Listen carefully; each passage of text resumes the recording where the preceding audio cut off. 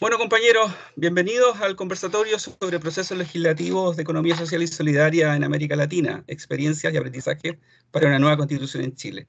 Esta iniciativa es convocada por la Red Universitaria de Economía Social y Solidaria, instancia que reúne académicos, investigadores de una treintena de universidades, cooperativas, colectivos y redes a lo largo del país, que están colaborando activamente con emprendimientos e iniciativas de tipo cooperativo, solidario, autogestionario. Contamos con la colaboración de la Red Intercontinental de Promoción de la Economía Social y Solidaria, RIP-SLAC, organizamos esta actividad en conjunto con el Departamento de Economía y Administración de la Universidad Católica del Maule, del cual hago parte, y el Núcleo de Economía Social y Solidaria de la Universidad Academia de Humanismo Cristiano, donde me acompaña Raúl González, que está aquí moderando conmigo esta actividad. ¿Qué tal, Raúl?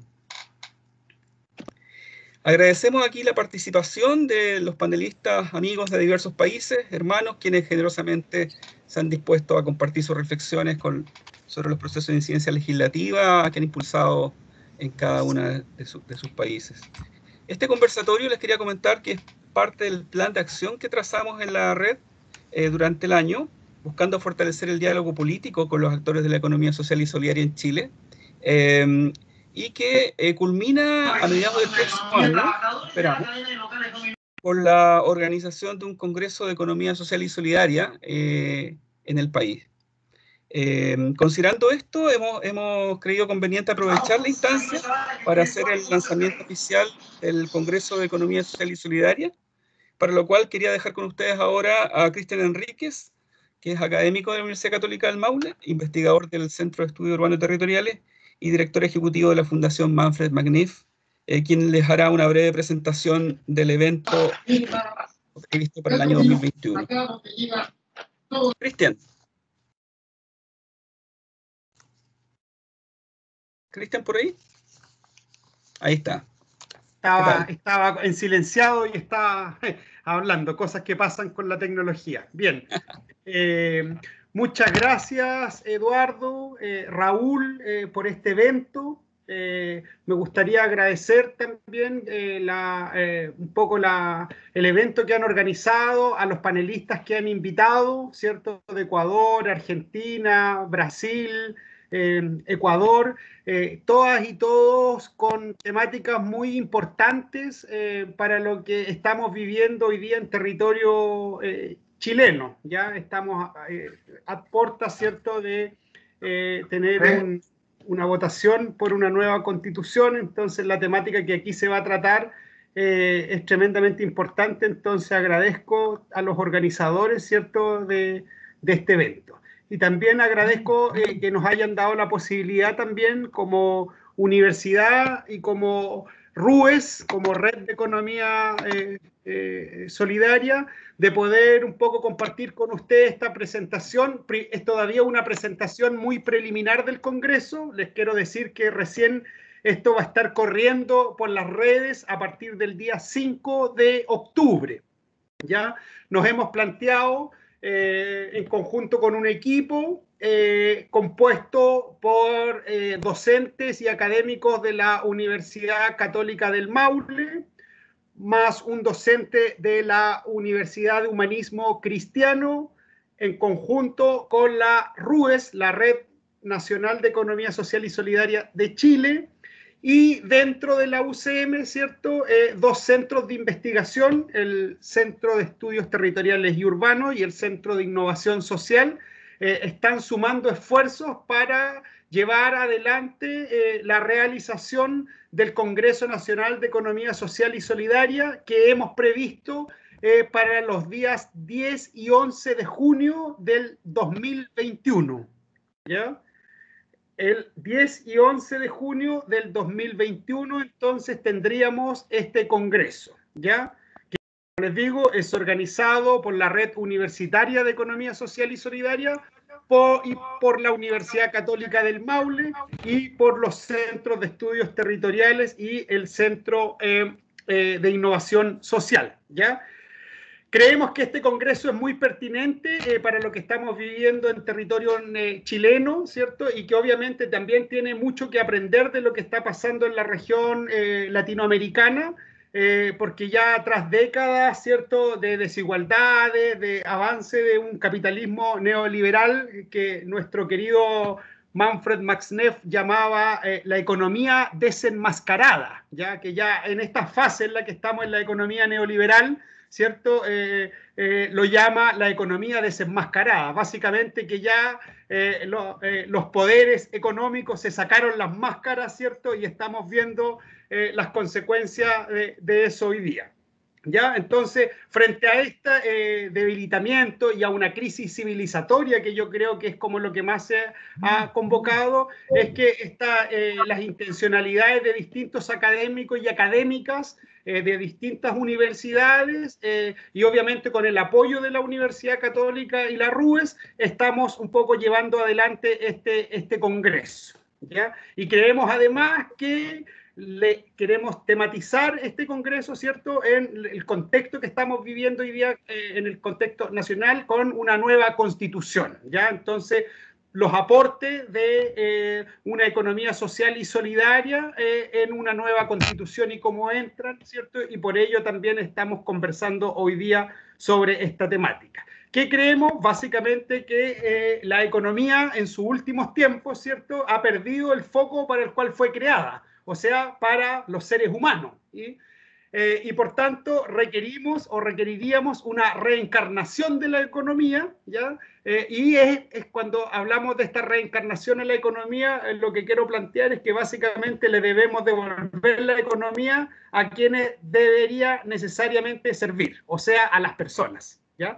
Entonces, desde allí queremos proponer, ¿cierto?, este congreso para discutir la amplitud en materia de teorías y experiencias, ¿cierto?, en economía social y solidaria, principalmente en Chile, pero también creemos que tenemos mucho que aprender de lo que han hecho en economía solidaria nuestros países vecinos, ¿cierto?, como Brasil, Argentina, Uruguay, Ecuador, que han estado avanzando. Por tanto, la figura de este congreso tiene todavía los caracteres más académicos, entonces nosotros hacemos un énfasis entre académicos y académicas, investigadores e investigadoras que trabajan por la buena ciencia, ¿cierto? Existe la buena ciencia y la mala ciencia, nosotros vamos a apostar aquí por la buena ciencia, ¿ya? O sea, y cuando me refiero a la buena ciencia, la que tiene buenos resultados sobre las personas humanas y los no humanos, o sea, por el planeta Tierra en general. Ya convocan la Facultad de Ciencias Sociales y Económicas de la Universidad Católica del Maule y la RUES, y organizan, ¿cierto?, el Centro de Estudios Territoriales Urbanos, el Centro de Innovación Social y el Departamento de Economía y Administración, todos ellos de la Universidad Católica del Maule, y el Instituto de Humanidades de la Universidad de Humanismo Cristiano. Tenemos el apoyo por ahora de la colaboración de una incubadora tecnológica de cooperativas populares de Brasil. Tal vez nuestro colega brasilero que está, bueno, conoce también un poco la experiencia. ¿Por qué esta incubadora? Básicamente porque hemos hecho más cosas anteriormente, entonces era más fácil, pero la idea es que podamos conectar con colegas y grupos de trabajo en América Latina que nos puedan ayudar y colaborar con este congreso para que podamos tener un buen evento. El evento, a esta altura ya lo estamos pensando de manera virtual. Tenemos como sede originalmente la Universidad Católica del Maule con su campus San Miguel, pero el contexto y la incertidumbre nos obliga hoy día a pensar este congreso de manera todavía virtual, ¿ya? Quería contarles también, para ir cerrando, en esta primera circular que vamos a lanzar el día 5 de octubre, que el congreso lo estamos pensando y organizando a modo de simposios, ¿ya? Por tanto, vamos a echar a correr esta primera circular, y la invitación que trae esta primera circular es que 2 o más investigadores de distintas universidades, ojalá, puedan, ¿cierto?, presentar propuestas de simposios, ¿ya? 2 o más investigadores o investigadores se juntan, ¿cierto?, y diseñan una propuesta de simposio que va a estar en alguna de las líneas de investigación investigación que le competen a la economía social y solidaria, al desarrollo territorial y local, y todo el paraguas de elementos que tenemos allí, como de crecimiento, ¿cierto? Etcétera. ¿Ya? ¿Cómo se puede participar? Bueno, como les decía, 2 investigadores de distintas universidades o de la misma universidad pueden proponer, elaborar simposios y deben inscribir su simposio. Entonces deben enviar una propuesta a la página, al correo que vamos a elaborar del Congreso, que va a estar justamente ahí en la circular, como está aquí presentándose. Entonces presentan el título, los autores del simposio, cuál es la afiliación institucional y un resumen de 500 palabras de ese simposio. ¿Ya? El envío de los simposios se va a hacer entre el 5 de octubre, que ya va a estar disponible la primera circular, y va a cerrar el 20 de diciembre para hacer la inscripción de los simposios. ¿Ya? Luego van a ser aprobados y aceptados para presentación, van a tener posteriormente, entre cierto 3 o 4 de enero hasta el 15 de marzo del 2021, ¿cierto? Para hacer llegar las propuestas de ponencias completas que componen cada uno de los simposios, ¿ya? Pedimos que cada simposio debe estar más o menos constituido por máximo 6 ponencias y mínimo 4 ponencias. ¿Ya? El formato para el envío de los documentos, bueno, ahí va a estar definido una letra Gramon 2, espacio 1,5 y las normas, ¿cierto?, de publicación. Como resultados esperados, nosotros esperamos tener las memorias del Congreso publicadas o los anales del Congreso publicados en formato virtual, ¿cierto? En un formato digital. Queremos tener un libro, o estábamos conversando la posibilidad de tener un libro resumen del Congreso o establecer alguna relación con alguna revista para poder tener un número temático con las principales ponencias que hayan sido presentadas. ¿Ya? También es un congreso, además de resultados esperados, proponemos algunas actividades paralelas. Ya pensamos tener una sesión de la RUES, queríamos incentivar prácticas de la economía solidaria como ferias de trueque o intercambio. Hoy día, en contextos de pandemia, las ferias de trueque virtuales han venido avanzando bastante. En el caso chileno y sobre todo hay una experiencia chilena que es bien emblemática. En el caso de Talca, justamente, tienen un Facebook de trueque Talca que tiene más o menos 1000 trueques por día, ¿ya? En la plataforma virtual. Y además a ello se suma, ¿cierto?, experiencias que vienen aconteciendo en el marco de una economía revolucionaria que se ha venido desarrollando en territorio nacional también, que componen distintas instancias de banco de tiempo en Chile, ¿ya? Vamos a invitar a esas personas también a que nos puedan contar tanto la experiencia de banco de tiempo, ¿cierto?, y de todas las formas de intercambio que están emergiendo en este territorio. ¿Ya? Por tanto, esperamos que sea un congreso académico, pero también tenga, ¿cierto?, los aportes de las experiencias vividas propias de las ferias de trueque, ollas comunes, ¿cierto?, distintos espacios. ¿Ya? El Congreso va a tener algunos costos, todavía no los vamos a comunicar en la primera circular porque estamos revisando, ¿cierto?, y estableciendo los costos que van a tener. Vamos a establecer costos solidarios, obviamente.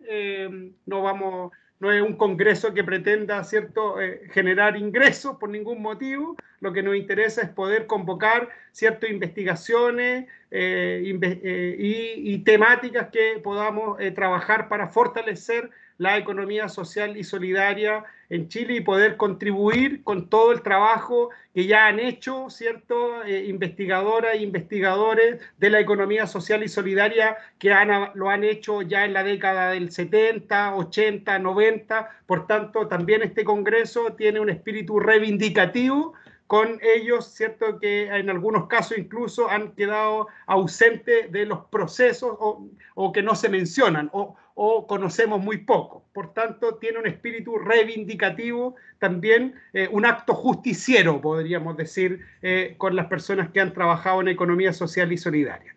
Así es que, como les digo, el 5 de octubre socializaremos, tendremos una página web del Congreso que socializaremos a la par con la circular, ¿ya? Y en esta plataforma web estaremos justamente intercambiando, subiendo noticias, informaciones que vamos a ir desarrollando y antecedentes que se requieren. Eso sería, Eduardo, por mi parte. No sé si alguien tiene alguna duda, alguna pregunta, algún comentario que nos quiera realizar. Gracias, Cristian. Los comentarios los vamos a ir colocando en el chat lateral del foro, ¿ya? Del conversatorio. Tenemos entonces la invitación extendida. Agradecemos las palabras de Cristian respecto a este Congreso Nacional fijado para el 10 y 11 de junio del 2021. A continuación quisiera dar la palabra a Raúl González, académico de la Universidad Academia de Humanismo Cristiano y director del Núcleo de Economía Social y Solidaria de dicha casa de estudios, quien contextualizará brevemente la discusión que sostendremos hoy en relación al momento social, político y cultural que estamos viviendo en Chile. Adelante, Raúl.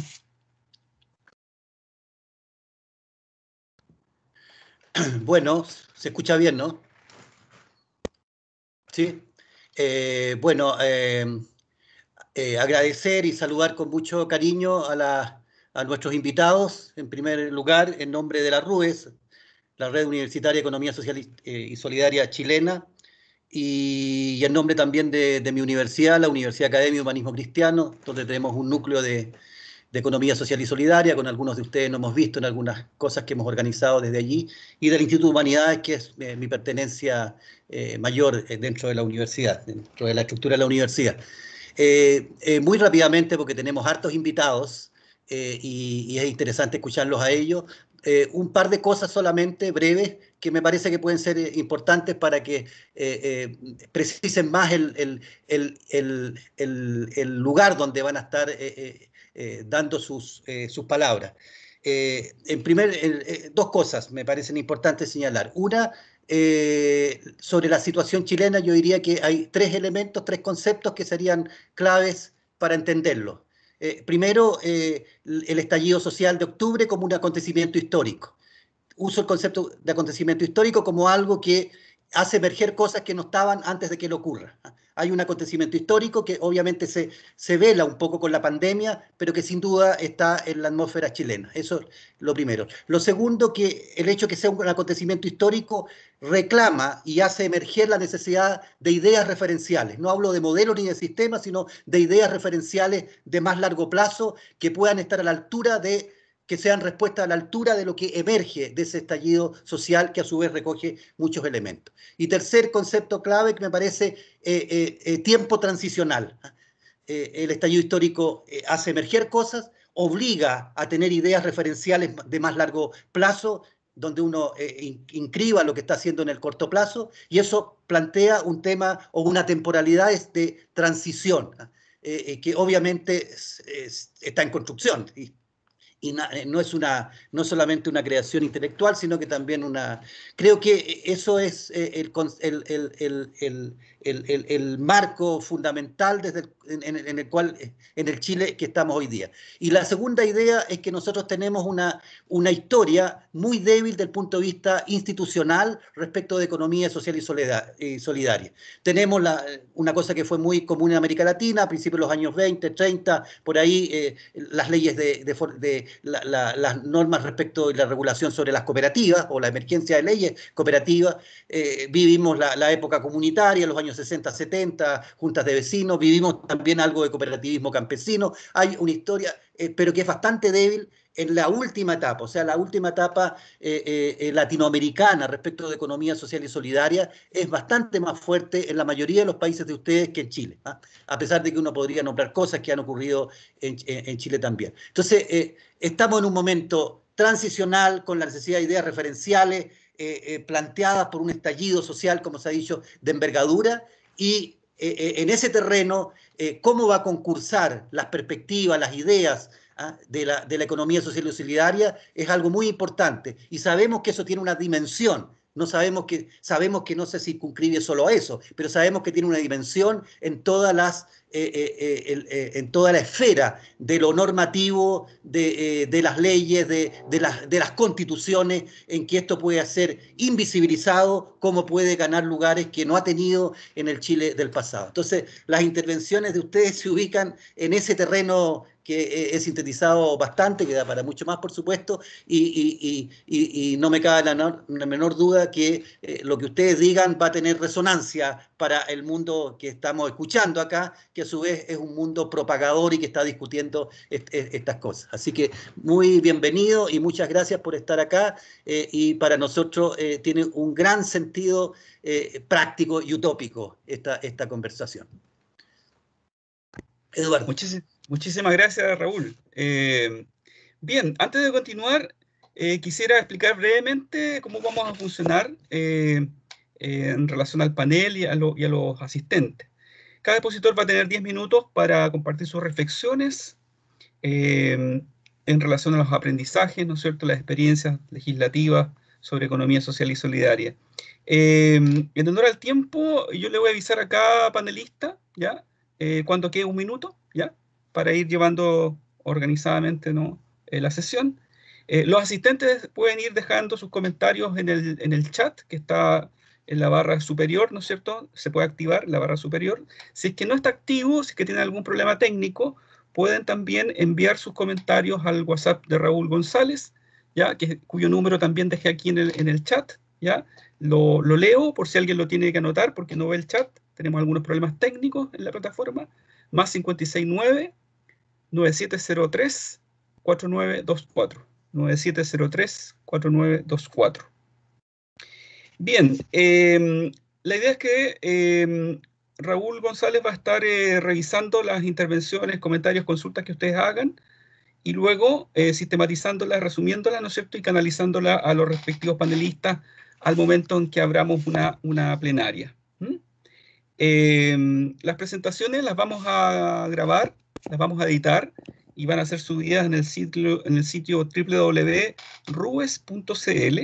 y esperamos, ¿no es cierto?, como decía Cristian, poder contar con una publicación digital a partir de este conversatorio. Bueno, queremos invitar a nuestra primera panelista, Fernanda Wanderley, que nos acompaña desde Bolivia. ¿Qué tal, Fernanda?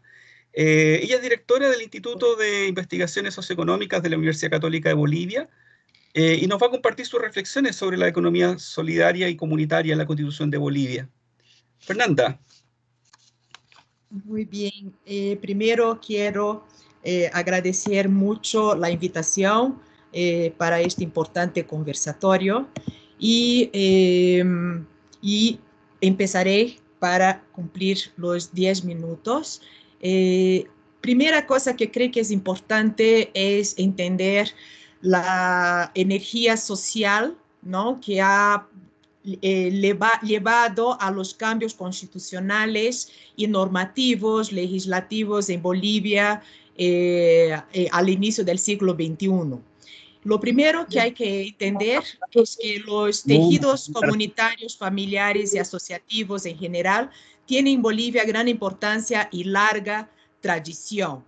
Entonces, tenemos gobiernos comunales, en formato de sindicatos agrarios, ayllus, capitanías, sindicatos y gremios de trabajadores, cooperativas, juntas vecinales, organizaciones económicas campesinas, asociaciones que tienen una larga trayectoria en Bolivia.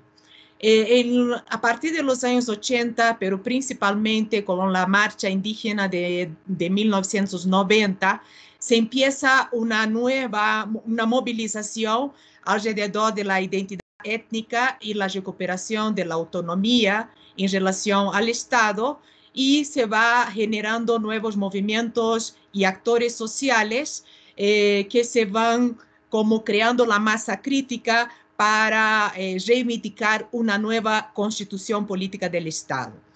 El movimiento de economía social y solidaria y comercio justo generan varios tipos de plataformas a lo largo de los años 90. y 2000. Essa diversidade de plataformas compartem, pese a suas diferenças, uma motivação primária, que é a necessidade de generar colectivamente suas próprias fontes de ingresso e formar parte de um espaço de proteção e sociabilidade, que sumada a los referentes de identidade étnico-cultural e pertenência a setores diferentes da economia popular, hacen fatores que contribuem a uma coesão maior ou menor do grupo. E toda esta energia social e este reclamo por uma nova Constituição, que además tem a característica de ser uma solicitud de refundar o Estado, de refundar a economia, com uma enorme crítica à economia neoliberal, llega ao poder el MAS, el movimiento hacia el socialismo, al poder en 2006 y se abre una nueva etapa de reformas políticas y económicas con el propósito precisamente de esta superación del modelo neoliberal y de refundación del Estado, ¿no? Entonces, esa es la Constitución aprobada en 2009, donde hubo una constituyente con una participación muy plural de actores. Pese a toda esta energía social, Bolivia no contaba con una masa crítica podría decir, de los académicos o de los pensadores en esta economía alternativa. Y finalmente, la nueva Constitución Política del Estado propone la economía plural, que era un concepto que no era un concepto tan extendido en redes académicas, y surge ahí y se propone esto, y esta es constituida por 4 formas de organización económica según la Constitución. La comunitaria, que son sistemas de producción y reproducción de la vida social fundada en los principios de la visión propia de los pueblos y naciones indígenas, originarias y campesinas. No hay que olvidar que Bolivia tiene alrededor de 45% de su población con una identidad étnica según el último censo de 2012. Una economía estatal de las empresas y entidades económicas de propiedad estatal, empresas privadas y las cooperativas. Y ahí se aprueban, a partir de la Constitución de 2009, diferentes leyes, entre estas la Ley de Marco de Autonomías y Descentralización, Ley Marco de la Madre Tierra y Desarrollo Integral para el Vivir Bien, que establecerían las nuevas bases del Estado. Las reformas, esto también se ha seguido con varios tipos de reformas que fueron promovidas por los diferentes actores de lo que es la economía comunitaria, cooperativa, economía social y solidaria, y cada una de estas leyes representa un tipo de actor económico. A ellas se suma un conjunto de normas adicionales, leyes y reglamentos, y lo que llama la atención es precisamente esa proliferación de leyes particulares para cada grupo y no una ley integral, ¿no? Y eso también refleja las dificultades de coordinación entre los diferentes actores para una representación o la construcción de una plataforma intermedia de relacionamiento con el Estado, lo que ha replicado y profundizado la relación bilateral de cada actor con el gobierno de turno. Lo que también podemos ver es que brechas importantes entre los avances constitucionales y legales y las políticas efectivamente implementadas. Lo que se observó en Bolivia es que hay, pese a que esas leyes pasaron, se continuó visiones bien tradicionales de pensar que hay un sector estratégico que es de hidrocarburos y minerías y el sector generador de empleo que estarían todas las otras formas de economía. Eso es la nomenclatura utilizada por el propio gobierno de turno del MAS en los planes de gobierno. Entonces se observó una limitada avance institucional y de políticas públicas para promover la economía comunitaria o la economía social y solidaria, programas fragmentados y marginales a las políticas económicas. Hubo un predominio de la economía estatal y la economía privada como los motores de la economía. También carencias de estudios y mapeos sobre esas economías. enormes conflictos sociales entre los actores y eso ha ayudado a la fragmentación y la incapacidad de una acción colectiva realmente coordinada y también una pérdida de autonomía de los actores de la economía social y solidaria en relación al Estado, al gobierno. Hubo un proceso de cooptación y reproduciendo una lógica de prebendas. Esto sería todo de la experiencia boliviana en mis 10 minutos. Gracias. Excelente, Fernanda. Muchas gracias por la apretada síntesis. Imagino que hay mucho que discutir acá. Me vino a la mente un recuerdo de los años 90, ¿no? A propósito de la cooptación, ¿no? De la transición democrática en Chile y la cooptación de las organizaciones de la sociedad civil. Bien, estamos en los tiempos. Quisiera darle las gracias a Fernanda por esta presentación e invitar a nuestra segunda panelista, Elena Almirati. Ella es miembro de la Coordinadora de Economía Solidaria del Uruguay y del capítulo latinoamericano de la Red Intercontinental de Promoción de la Economía Social y Solidaria, quien tuvo un destacado rol en la recientemente promulgada Ley de Economía Social y Solidaria del Uruguay. Así que quisiera invitar a Elena. Elena, ¿estás por ahí? Sí, estoy acá. Perfecto. ¿Se escucha? Sí, te escuchamos, Elena. Bueno, bien. Bueno, primero, saludar la actividad y la oportunidad y lo oportuno de esta actividad en este momento. Primero vamos a destacar algunos pasos en el proceso hacia la Ley de Economía Social y Solidaria que se promulgó que se votó el 8 de diciembre pasado. Si bien hay grandes antecedentes en Uruguay de legislación vinculado a la economía social y solidaria, los hitos más importantes son la promulgación de la Ley General de Cooperativismo en el 2008, donde ahí estuvo en debate si se legislaba también sobre economía solidaria o no, donde se forma el INACOP, el Instituto Nacional de Cooperativismo, que también estuvo en debate si era INACOP o INACOPE. Finalmente se queda INACOP y la ley es del cooperativismo. En todos estos años hay dos leyes que nos parecen interesantes destacar y que queremos compartir. Una es la ley del FONDES, es un fondo para el desarrollo de la economía social y solidaria de los autogestionados, que se vota, si bien existía como decreto, se vota en el 2019. Una ley de agroecología que también podremos compartir, que también se vota en el 19 antes de la ley de economía social y solidaria. En el proceso después de la votación de la ley general del cooperativismo, ahí se inicia un movimiento desde nuestra organización que se llamaba Hacia una ley de economía solidaria.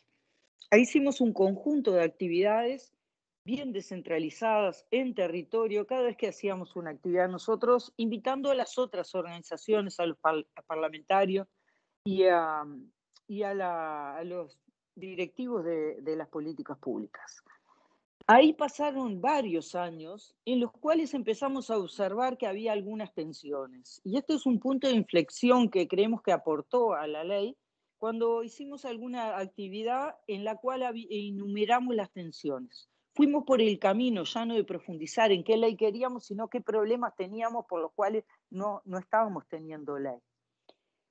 Y uno de ellos, que no era el más grande, era el tema de que nosotros íbamos hacia una ley de economía solidaria y ya en el Estado había alguna oficina o departamento de economía social en el Ministerio de Desarrollo, y había desde la política y desde las políticas públicas ya una mirada de la economía social. Entonces eso, la verdad es que nosotros estábamos convencidos que debería haber ley, y ahí ya fuimos por el camino, como decía un eterno dirigente del cooperativismo y la economía solidaria, Juan José Saracho, que decía que es un sector que necesita tanto de desarrollo que bien merece una doble adjetivación. Y nosotros, si bien en las organizaciones sociales nuestras y a nivel social no existe la economía social y nadie se identifica como tal, fuimos por el camino de ya ir hacia la ley de la economía social y solidaria. Las tensiones más importantes que que enumeramos nosotros y pusimos arriba de la mesa para profundizar. Una era la tensión entre el cooperativismo y la economía solidaria. Y sigue siendo, pero en ese momento era una gran traba. Ahí profundizamos en ella, no da para acá, pero una de las claves interesantes que llegamos a una conclusión que sin duda en la academia habría que profundizar, pero nosotros llegamos a la conclusión y promovimos la idea que cuando se desarrolla la economía social y solidaria no compite con el cooperativismo. A lo contrario, el cooperativismo se fortalece. Y ahí profundizamos en esa idea y creo que eso fue como un clic que comienza a destrabar nuestro relacionamiento con el cooperativismo y a encontrar una sinergia más común. Otra de las tensiones fue sobre quién la integraba. Y nombro estas tensiones porque son los que de alguna forma seguimos teniendo. Pero bueno, ¿quién la integra? Terminamos en el proceso de quién integra la economía social y solidaria. Nosotros también fuimos por el camino de la flexibilidad y tratar de tensionar nosotros en la definición. Para nosotros la definición de la ley era muy importante y otros aspectos que ahora voy a marcar.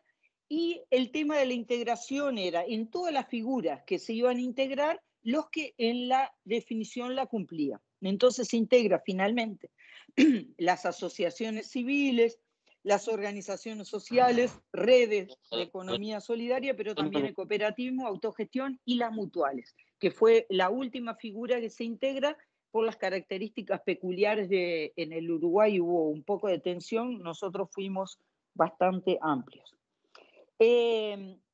¿Dónde se van a generar las políticas públicas de la economía solidaria? Es otra de las tensiones, que lo resolvimos en una de las cosas más importantes que después se integra a la ley, que ahora la voy a mencionar, que es el tema de crear un Consejo Nacional que transversaliza y que esté en todos los ministerios.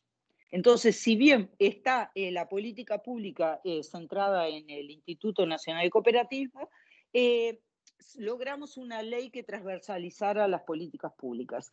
Y la última tensión que creemos que era importante y también logramos, y para nosotros era fundamental, un buen final de esa tensión, era el relacionamiento de la política pública con las organizaciones sociales. Cuando se vota la ley, que le decimos que fue en el último día de la gestión parlamentaria pasada, nosotros queremos destacar de la ley varias cosas. Primero, en las definiciones, que no las voy a desarrollar, pero abrazan las definiciones, nosotros las abrazamos de la primera a la última y los puntos y las comas que tienen, y ahí fuimos bastante y profundizamos. Es una economía, está marcada como una economía sistémica, que incluye lo social, lo cultural, que pone en el centro de la persona y con primacía total frente al capital. En general, en las definiciones desde el punto de vista organizativo y de conceptos, la abrazamos. Después se crea un Consejo Nacional de Economía Solidaria, Social y Solidaria, en lo cual está integrado por las organizaciones sociales y todos los ministerios.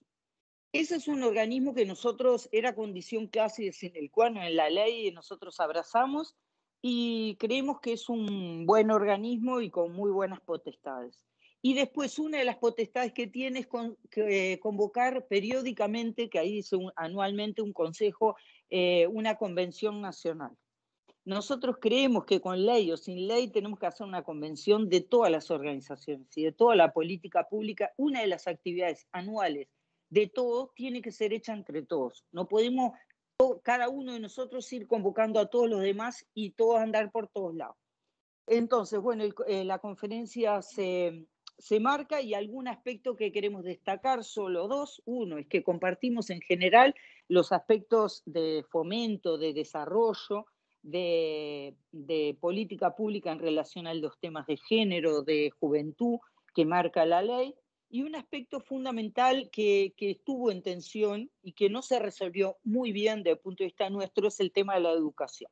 Para nosotros desde el principio había un artículo que era incluir a lo largo de todo el proceso educativo la economía social y solidaria y sus valores. Esta frase para nosotros es consigna, y finalmente se cambió y la ley dice se podrá incluir.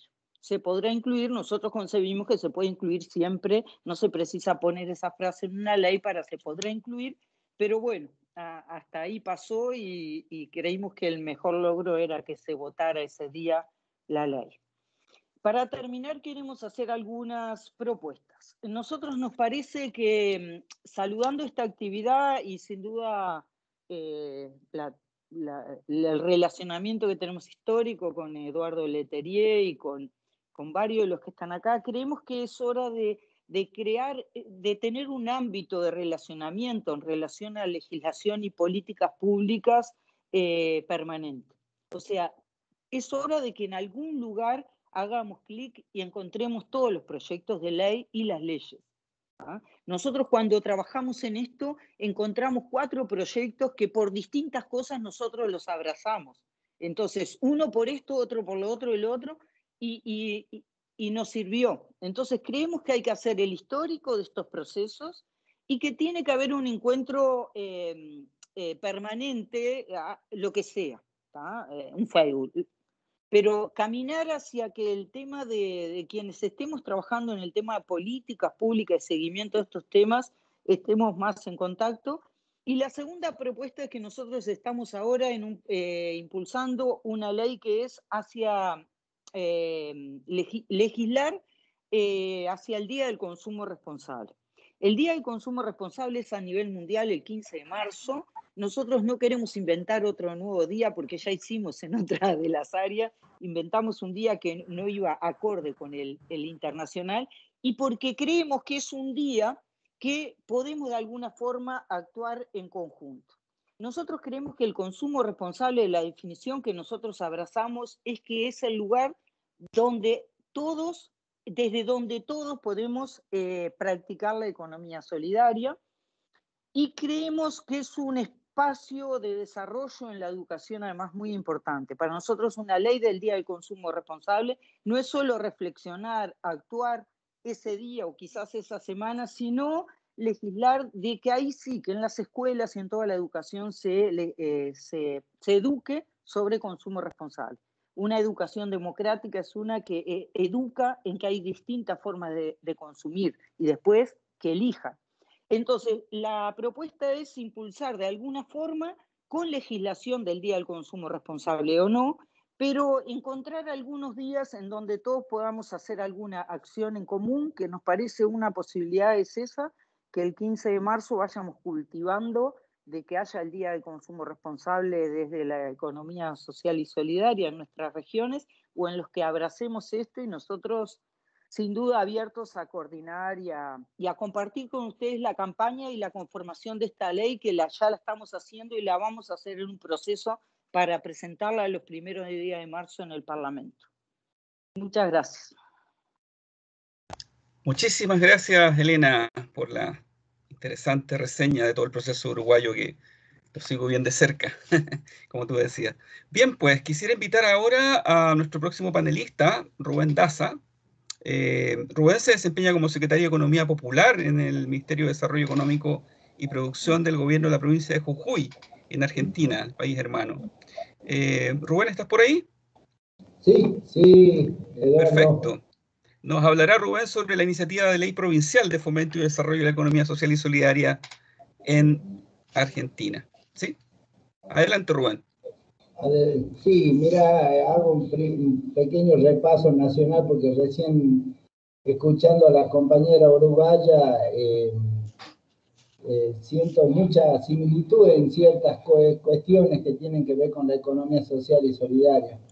Bueno, primero ahí hay un resumen de la normativa que tiene la Argentina con respecto al tema.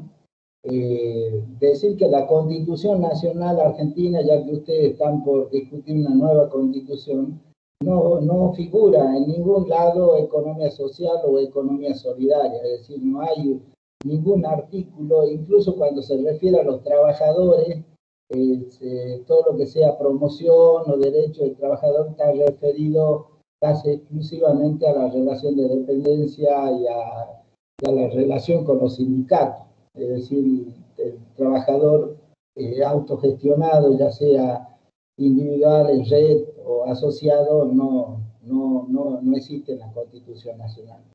Después hay leyes nacionales que sí que son muy conocidas, el caso de cooperativismo y mutualismo, que originariamente fueron dos leyes, estaban también con dos institutos, operativizaban esas leyes con Instituto Mutual, Instituto Cooperativismo, y con el paso del tiempo fueron modificándose hasta constituirse en un único instituto que hace operativo a esas dos leyes. Como decían varios, siempre hay un conflicto entre, o no, más que conflicto, una tensión, que el cooperativismo es como la exclusividad de la economía solidaria. Y en Argentina creció muchísimo lo que se llama la economía popular. Acá se empezó a instalar un grupo importante de trabajadores que son autogestionados, que se llama la economía popular o la economía popular y solidaria.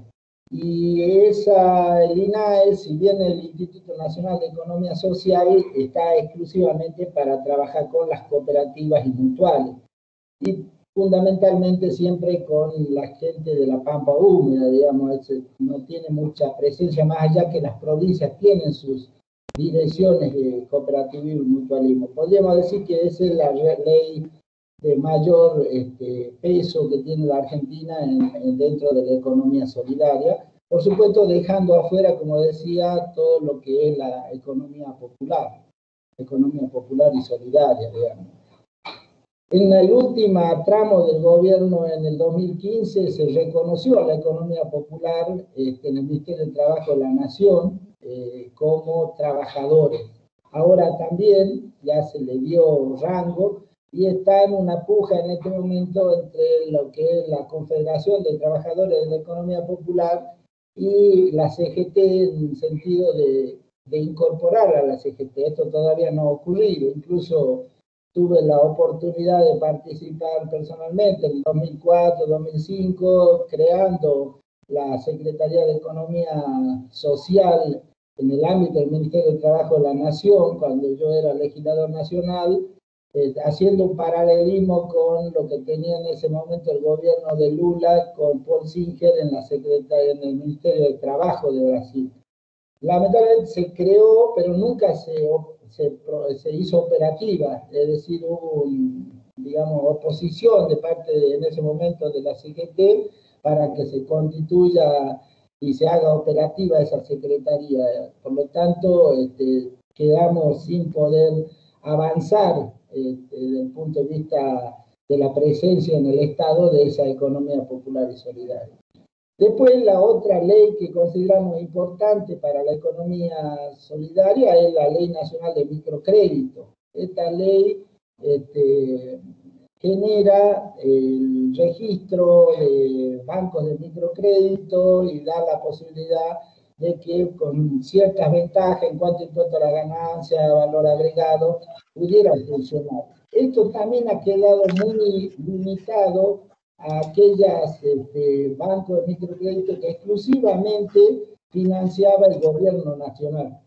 El gobierno nacional le ponía un límite porque la tasa de interés, y eso hacía que tenga una gran dependencia en cuanto a su funcionamiento de los fondos que le podía dar el gobierno nacional. Eso está así, sigue funcionando así, pero el banco de microcrédito en todo el país tiene una gran extensión, pero sin ningún tipo de registro. Funcionan, podríamos decir, no ilegalmente porque la ley lo permite, pero sí en una cierta falta de informalidad. Distintos grupos hacen distintos registros, pero no está unificado.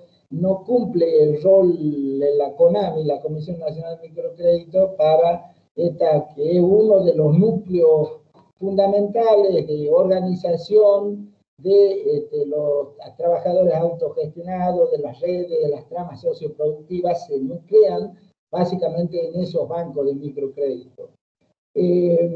Después tenemos, bueno, las leyes de educación cooperativa, una cantidad de los decretos reglamentarios de todas estas leyes, dando ciertas ventajas, y leyes provinciales, ¿no? Creo que la provincia de Buenos Aires, tiene Mendoza, tiene el caso de Neuquén y Río Negro, estas 4 provincias tienen ley de economía solidaria, que prevén los trabajadores autogestionados, los trabajadores autónomos, pero cuando uno va a lo operativo no tienen la suficiente fuerza los decretos reglamentarios y no se lo ve como una cuestión del Estado, de un reconocimiento del sector. Es decir, resumiendo esto, lo normativo, podemos decir que la Argentina, lo que está reconocido son las cooperativas y mutuales. El resto de la economía solidaria, que hoy representa el 40% del trabajo, que es la economía popular y solidaria, no ha sido reconocida, más allá de algunos discursos, en los hechos no está reconocida. Nos pasa en todas las provincias, en el conjunto de la nación. Yendo al ejemplo puntual de Jujuy, nosotros creamos una Secretaría de Economía Popular que tiene unas características institucionales importantes, en el sentido que tiene la ruralidad, la agricultura familiar y todo lo que es la economía popular y solidaria urbana. También tiene otra particularidad que ahora también acompañó la Nación con el INAE, con el Instituto de Cooperativismo que pertenecía al Ministerio de Desarrollo Humano, pasó al Ministerio de Producción. Bueno, en Jujuy desde hace 5 años, esta Secretaría siempre estuvo en el Ministerio de Producción con un mensaje claro de reconocimiento a los trabajadores de la economía popular y solidaria y del cooperativismo. Entonces, ¿cuál fue la misión de esa Secretaría? Más que regular, más que registrar, fue promocionar, fue generar herramientas para el desarrollo de esa cantidad. Hoy la mitad de los trabajadores de la provincia de Jujuy son de la economía popular y solidaria. Entonces, se trabajó más en metodologías de trabajo, formas, maneras de intervención participativa, procesos formativos, sistemas de financiamiento, se crearon bancos de microcrédito en los municipios, bancos de microcrédito en las ONG, es decir, se intentó ampliar las capacidades. También en este momento se amplían los centros vecinales, cooperativas, toda institución se trabaja un concepto que es lo que se pretende llevar a la ley, que es cómo hacemos un territorio sustentable. En ese sentido, el año pasado, justamente, y aprovecho para agradecerle a Raúl González, que está ahí, también creo que está Luis Geiger, de Brasil, junto a Hugo Jacomé, estuvieron en Jujuy, hicimos un seminario internacional, que fue como una conclusión a esos 4 años de trabajo de la Secretaría, que permitió un gran debate con la Universidad de Jujuy, en especial la Facultad de Humanidades y también la de Ciencia Económica. El evento lo hicimos en Ingeniería, es decir, con una gran participación de dirigentes de la economía popular y solidaria, de distintas organizaciones, asociaciones civiles.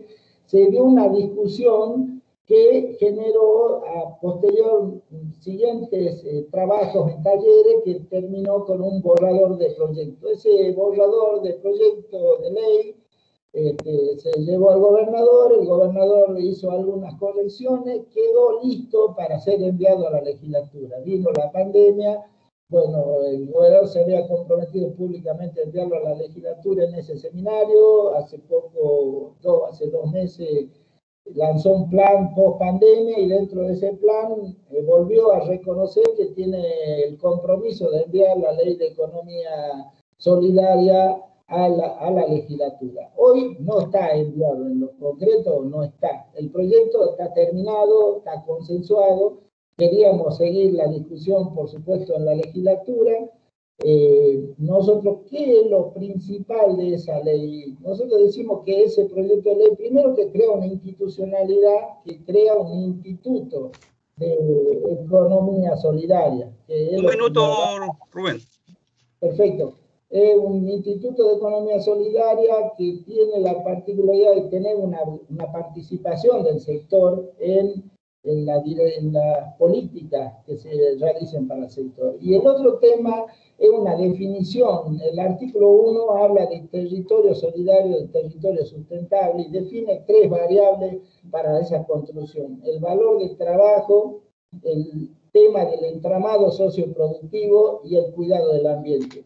Esa definición de que el territorio es sustentable basada en esas 3 variables es lo que hace que con el conjunto de las normativas que se prevén en esa ley, todos los artículos que se prevén en la ley para actuar en educación, en renta, en los ámbitos, los distintos ámbitos de la sociedad, hace que, bueno, lo que se pretende es que sea un actor político y social y económico importante en la provincia de Jujuy. Eso es un poco el estado de situación hoy de la ley acá en Jujuy.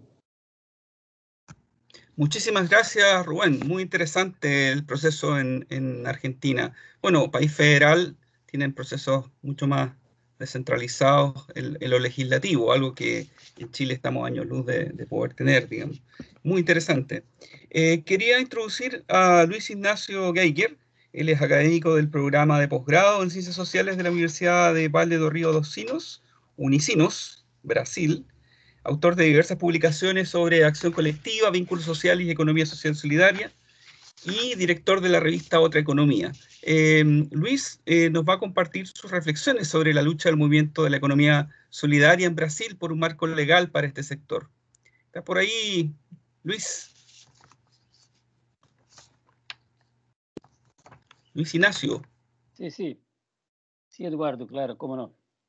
Perfecto. Muchas gracias por la invitación. Es un gran placer tomar parte en este conversatorio, volver a intercambiar y además rever a amigos, a compañeros de las luchas sociales de nuestro continente, en particular en este tema de la economía solidaria, de las economías alternativas, de manera más general.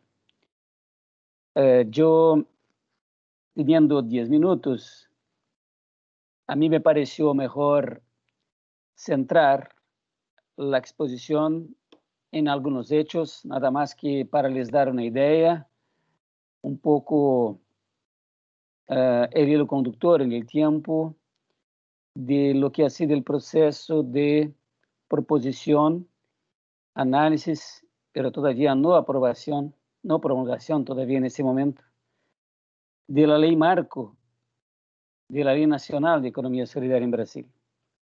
Obviamente se han generado muchas leyes en las provincias, los estados de Brasil, como llamamos acá, y también en muchos municipios se han promulgado leyes que han servido a promover la economía solidaria, y eso es un tema, claro, que tomaría mucho tiempo. Por eso me voy a concentrar nada más que en el proceso de la ley marco, la ley nacional, porque sigue siendo un proceso muy largo, con obstáculos, también con algunas victorias, y se supone que sí se podrá tener una ley nacional en Brasil para el año que viene. No creo que para este año pueda ser posible, pero para el año que viene sí sería algo realista.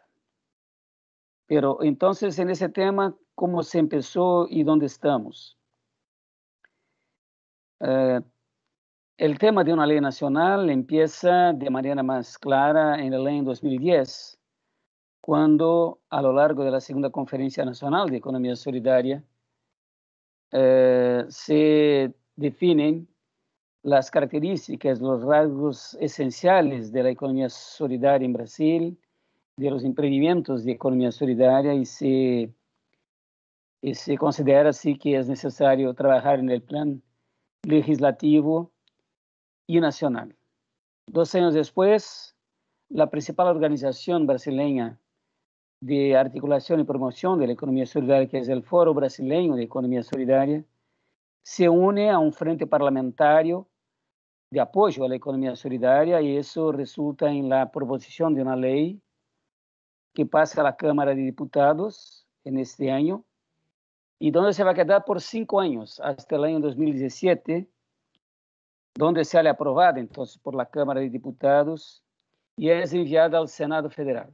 Tenemos un sistema bicameral, por lo tanto, hay que aprobarlo en los dos niveles. La ley sigue su tramitación, pasa por distintas comisiones, también lo había pasado en la Cámara de Diputados, y cada vez que pasa una comisión, sufre algún cambio, algún ajuste, pierde alguna cosa, gana alguna cosa, más perdió que ganó, pero igual siguió adelante.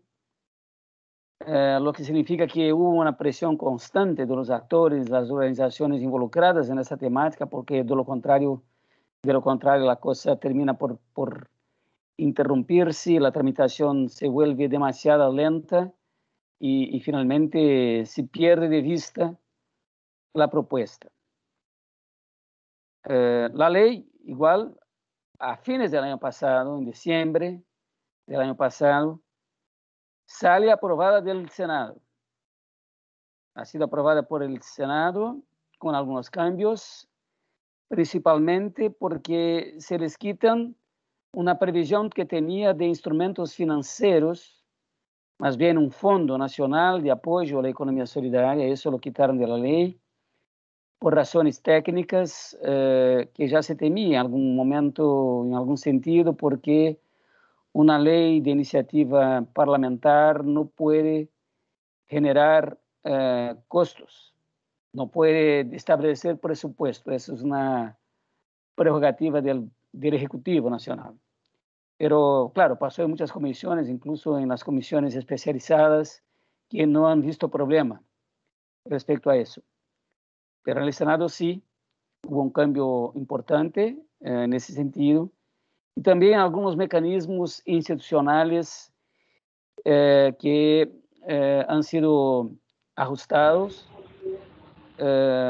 bajando un poco el control mismo de las organizaciones de la economía solidaria sobre lo que prevé la ley, o sea, principalmente la institución de una política nacional de economía solidaria y de un sistema nacional de economía solidaria. Para decirlo en pocas palabras, la ley original prevía que se tendría en el sistema nacional una definición de quién toma parte, finalmente, qué es lo que se tiene que hacer dentro del sistema nacional. Eso sería una tarea del Consejo Nacional de Economía Solidaria. Y el Consejo Nacional de Economía Solidaria, por su parte, es conformado, es definido, es eventualmente también ajustado en las conferencias nacionales de economía solidaria, donde están los actores propios de la economía solidaria, por lo menos en gran mayoría están ahí. Eso ha sido modificado en el sentido en que ahorita el sistema nacional ya está definido previamente por la ley, con una composición más amplia, más variada, incluso con la participación del sistema cooperativista brasileño, con muchos órganos de gobierno. Por lo tanto, no se trata de la Conferencia Nacional de Economía Solidaria definir quién toma parte del Consejo, para que el Consejo defina quién va a tomar parte y actuar en el sistema nacional. Bueno, pero ¿qué dice la ley finalmente? Esta que está, aunque con estos cambios, que prevé la ley. Prevé básicamente, a nivel conceptual, y diría, de visión de las cosas, de visión de la economía. Ella plantea los conceptos fundamentales respecto a lo que es la economía solidaria, cuáles son las características de los emprendimientos de economía solidaria, para qué están, y los considera como un sector económico, social y económico, y un factor de desarrollo nacional, ¿no? Eso es importante desde el punto de vista conceptual. Además, la ley instituye una política nacional con una serie de directivas y el sistema nacional, que es lo que va a operar y hacer que la política se vuelva algo concreto, ¿cierto? Además, hay un sistema de registro de los emprendimientos solidarios y otras providencias. Entonces, la ley tiene algunas debilidades, se puede decir, desde el punto de vista de lo que está en ese momento bajo discusión y votación. Va a volver a la Cámara de Diputados porque como hubo cambios en el Senado, necesita volver, no puede ir a la aprobación presidencial. Solamente después podrá ir a la aprobación presidencial y la aprobación presidencial no es segura, obviamente, ¿no?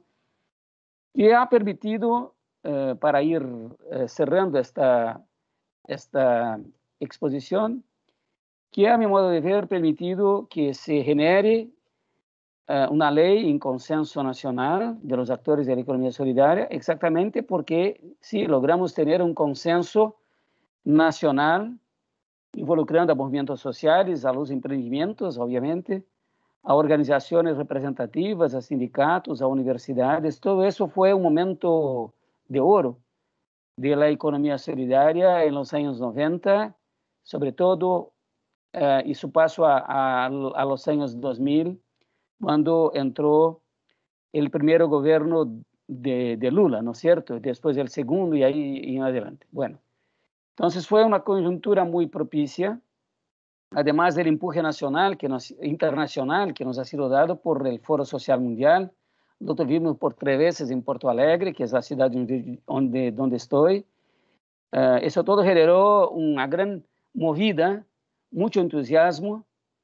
Y además sí hay que reconocer que de parte del gobierno federal tuvimos una Secretaría Nacional de Economía Solidaria que se aprobó en el mismo momento en que se aprobaba la gran generación del Foro Brasileño, y bajo la dirección de Paul Singer, que ha sido nombrado por Rubén Daza, si no me equivoco, que ha sido el único secretario de Economía Solidaria en Brasil hasta ahorita. ¿No? O sea, se encargó de eso por 16 años, uno de los pocos secretarios que no han sido reemplazados en los gobiernos de Lula y de Dilma, y seguiría más si no fuera por el cambio tan abrupto y tan escandaloso que tuvimos, ¿no? Y la manera como salió también. Sí. Entonces, Singer es una persona clave para que se entienda este proceso. Ahora, a la vez tuvimos dificultades. Las nombro en 4 para sintetizar. La primera, la misma gran unidad que se ha generado, claro, es un problema cuando se trata de desmenuzar la cosa y estar de acuerdo con detalles, con instrumentos, con visiones respecto a los distintos sectores de la economía solidaria y los instrumentos necesarios a su promoción.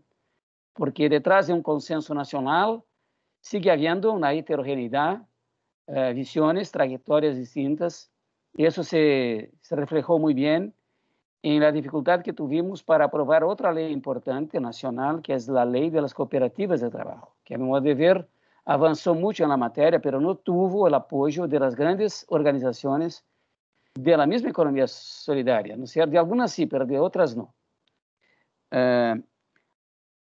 Como trasfondo, yo diría que sufrimos de un problema de falta de cultura y de instrumentos, de una visión y de una conducta verdaderamente republicana. Tenemos muchos problemas ahí, ¿no? De la democracia sin la cultura republicana puede ser una capa, una tapa que no tiene mucho contenido, ¿no es cierto? Y se vuelve muy frágil. Entonces ahí ese es un tema que podemos después profundizar. Hubo, claro, también una oposición fuerte, o por lo menos hasta cierto punto bastante fuerte, del sector cooperativista, que en Brasil tiene otra raíz, otro origen y otra conformación, ¿no? Estoy totalmente de acuerdo con Elena que no hay que estar...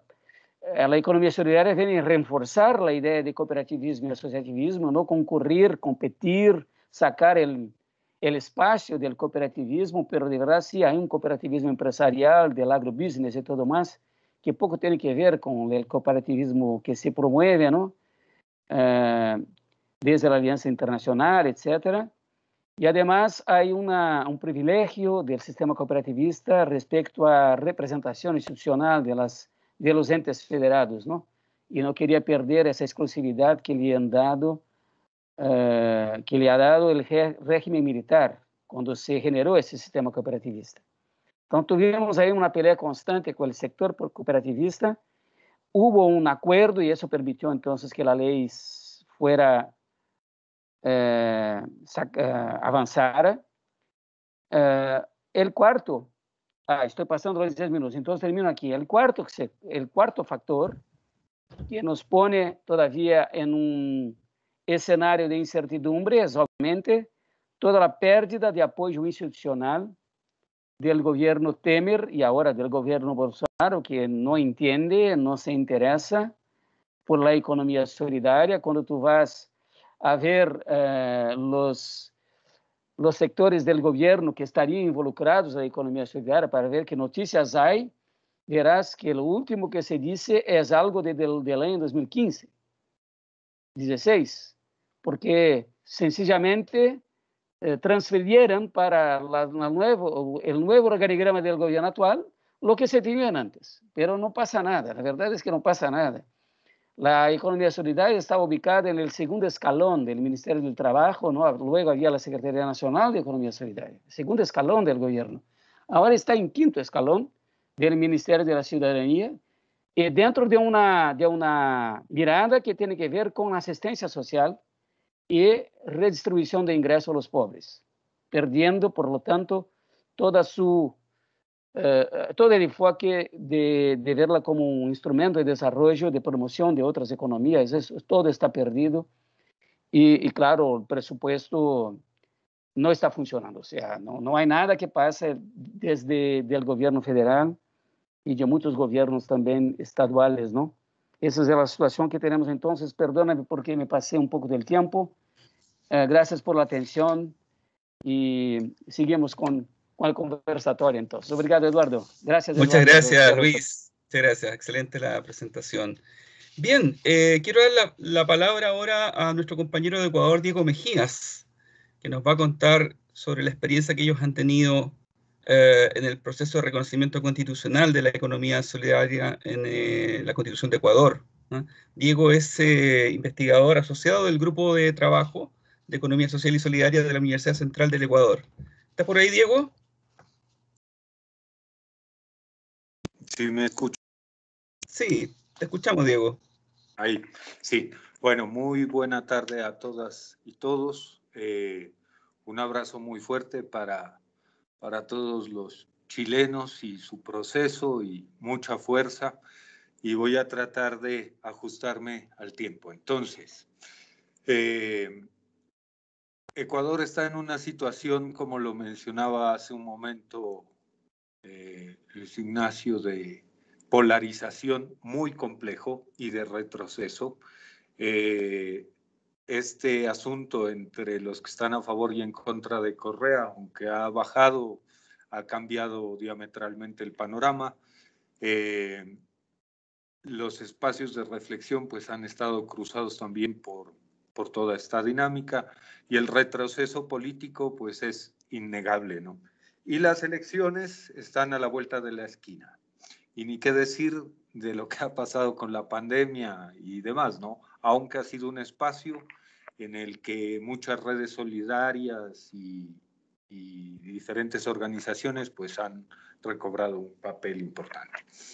Entonces, en ese contexto, lo que ocurre es que a partir del 2008, con el proceso constituyente en Ecuador, empieza un largo debate bastante importante que logra recoger varios elementos y propuestas de los actores de la economía social y solidaria que terminan materializados de alguna manera, porque no es que haya sido un proceso claro y demás, recoge algunas de estas iniciativas y sale la ley de 2011, la Ley Orgánica de Economía Popular y Solidaria. En esta ley, los diferentes actores logran poner muchos de los elementos que estaban en discusión desde sus organizaciones cooperativas y demás, y se reglamenta esta ley en febrero de 2012. ¿Cuál ha sido el problema, ¿no? de todo este proceso? En gran medida, efectivamente, hoy la Constitución ecuatoriana tiene una definición sustantiva de la economía y ha declarado que el sistema económico es social y solidario. Pero la puesta en marcha de la ley ha tropezado con una cantidad de problemas que han estado vinculados sobre todo con querer imponerle al sector de la economía social y solidaria el predominio de los sectores de la economía de mercado. Entonces, ha habido muchos problemas para la estructuración, la organización de las asociaciones, de las distintas formas asociativas que hay, ¿no? Y la ley, en vez de procurar una serie de aspectos más vinculados con la promoción de la economía social y solidaria y con elementos de fomento, se ha centrado más en la parte punitiva, ¿no? Entonces, más que punitiva, de control, digámoslo así. Esto ha limitado considerablemente lo que hubiese podido darse, ¿no? En un marco más favorable, que fue el que tuvo Correa en el momento en el que estuvo en el poder. Entonces, esa es una de las primeras situaciones que vale la pena tener en cuenta. El otro aspecto está relacionado con digámoslo así, con que aunque la discusión constitucional fue muy rica, mejor dicho, la discusión para la Asamblea Constituyente fue muy propicia, ¿no? Y recogió mucha información de diferentes actores.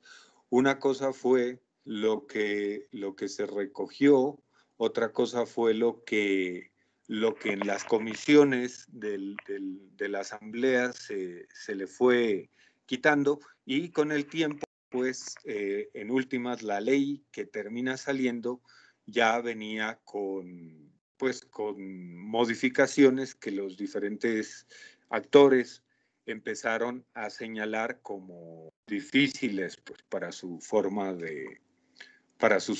asociativas, para sus intereses. La ley crea una serie de instituciones, como el Comité Interinstitucional de Economía Popular y Solidaria, un consejo consultivo, el instituto fortalece, pues, también el Instituto Nacional de Economía Popular y Solidaria, ¿no? Y la Superintendencia de Economía Social y Solidaria. Algunas de estas instituciones, como han mencionado otros de los participantes, se quedaron en el papel. Y digamos que el Instituto Nacional ha tenido y ha jugado un papel importante, pero la limitación también en términos de poder contar con presupuestos adecuados para promover y abrir como otra serie de espacios de formación y de apoyo a las distintas iniciativas fue muy limitado, ¿no? Otro de los aspectos negativos es que se vincula a la economía social y solidaria en el sistema de compras públicas, y efectivamente el nivel asociativo crece, pero con la finalidad no de fortalecer las asociaciones desde el criterio solidario, sino de formas en las que la gente empezó a participar dentro del sistema de compras públicas para acceder a contratos y demás. Entonces, obviamente hubo un incremento, pero un incremento que fue...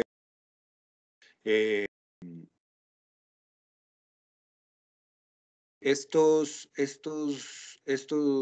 discusiones llevaron en últimas que la ley tenga un tránsito bastante accidentado y termine vetada. Y fue vetada porque muchos de estos aspectos pues terminaban siendo más afectando, digámoslo así, a los distintos intereses de los sectores y ni qué decir con el viraje de la política económica en el último tiempo con el gobierno de Moreno, en donde lamentablemente, pues todo lo que, con todas estas dificultades y demás, pero con una serie de elementos institucionales que se habían logrado, pues ahorita lo que nos encontramos es ante una situación de retroceso en el que, aunque constitucionalmente se nombra y están referidos los principios en el mismo sentido que mencionaba Luis Ignacio, pues ahorita estamos bajo el predominio de la esfera neoliberal, otra vez la influencia de la economía de mercado y en un panorama que en el contexto de la pandemia ha sido mucho más complejo porque las reformas que se han suscitado en este último tiempo son tremendamente retardatarias. Entonces, hoy, obviamente, hay elementos en la ley que podrían ajustarse, discutirse para que esa institucionalidad creada promueva y fomente las distintas organizaciones, ¿no? Esto desde el marco de la ley, porque obviamente la gente se sigue moviendo y hay muchas posibilidades, pero desde el marco de la ley, en el contexto que nosotros nos movemos en este momento, realmente los impactos pues han sido considerables. Un minuto, Diego. Listo. Y bueno, para redondear esto, yo considero que nos... Temporizador, efectivamente. Uno de los aspectos que se ha venido observando en el último tiempo es que con la pandemia pues se han activado como muchas iniciativas, pero el debate respecto a la ley está empantanado. Entonces, es un momento bastante álgido de transición y pues lo que se esperaría es que en últimas con los sectores y con la dinámica que hay hoy en el sector solidario, pues de pronto con el cambio de gobierno que se prevé haya mayores expectativas para posicionar de mejor manera la discusión. Pero hasta ahorita, pues ese sería un panorama que yo podría presentarles. Eso, muchas gracias, Diego. Gracias por la panorámica que nos ha dado desde Ecuador. Quería invitar finalmente a Alberto Acosta. Alberto es economista, fue investigador de Flaxo Ecuador y tuvo el honor de presidir la Asamblea Nacional Constituyente de Ecuador. Alberto, ¿estás por ahí?